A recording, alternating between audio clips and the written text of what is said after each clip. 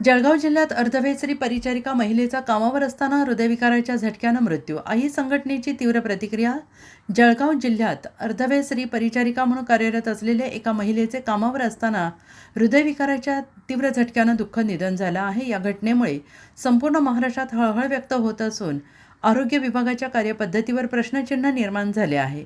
या घटनेची माहिती मिळताच आई संघटनेचे संस्थापक अध्यक्ष विनोद भाऊ भोसले यांनी तीव्र संताप व्यक्त करत राज्य सरकारवर जाहीर टीका केली आहे. त्यांनी म्हटलं आहे की अर्धवेळ स्त्री परिचारिका महिला अत्यंत कमी मानधनावर आणि ताणतणावाखाली सेवा बजावत आहेत. अशा परिस्थितीत सेवा करत असताना महिलेचा मृत्यू होणं ही अत्यंत गंभीर बाब आहे.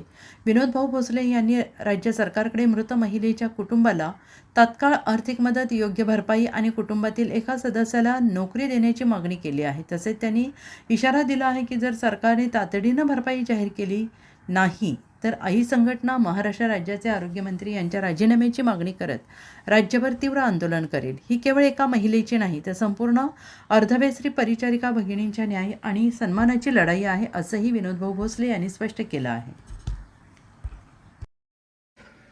सगळ्यांना क्रांतिकारी जय भीम, जय संविधान, जय शिवराय, जय आदिवासी.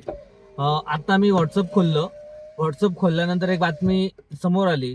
जळगाव जिल्ह्यामध्ये एक आमची अर्धवेळ स्त्री परिचारिका महिला जी आहेत त्यांना कामाच्या वेळेस हृदयविकाराचा झटका आला आणि त्याच्यामध्ये त्यांचं निधन झालं.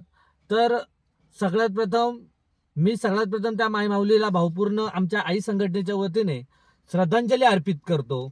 आणि मला या सरकारला एक सांगायचं आहे, अजून किती महिलांचे तुम्ही बळी घेणार आहात, अजून किती महिलांना तुम्ही हे करणार आहात, याचं उत्तर महाराष्ट्र राज्याचे आरोग्यमंत्री यांनी देण्यात यावं. कारण की जर आपण एखाद्या पदावरती आहात आणि त्या पदाला जर आपण न्याय देणार नसाल तर आपल्याला त्या पदावरती राहण्याचा कुठल्याही प्रकारचा अधिकार त्या मंत्र्याला नाहीयेत.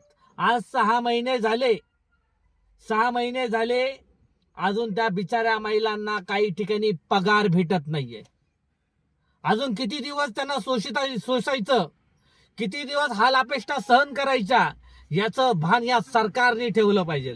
तुम्ही एकीकडे लाडकी बहीण काढता आणि दुसऱ्या बाजूला ज्या तुमच्या दारी काम करतात तुम्ही त्यांचा 6 महिने पगार देत नाही. लाज नाही वाटत थोडीशी जाण्याची नाही तर मानायची या सरकारला?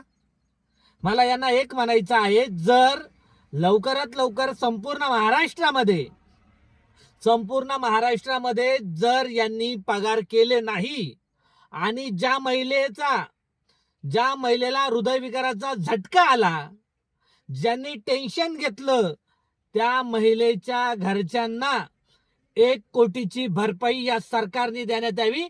अन्यथा या सरकारच्या छाताडावर बसण्यासाठी आम्ही स्वतः आई संघटनेचे संपूर्ण पदाधिकारी रिंगणात उतरू. आणि याच्यामध्ये जर वेळ पडली तर महाराष्ट्र राज्याचे आरोग्यमंत्री यांचा देखील आम्ही राजीनामा घेतल्याशिवाय राहणार नाही, अशा प्रकारचा इशारा या ठिकाणी देऊ इच्छितो.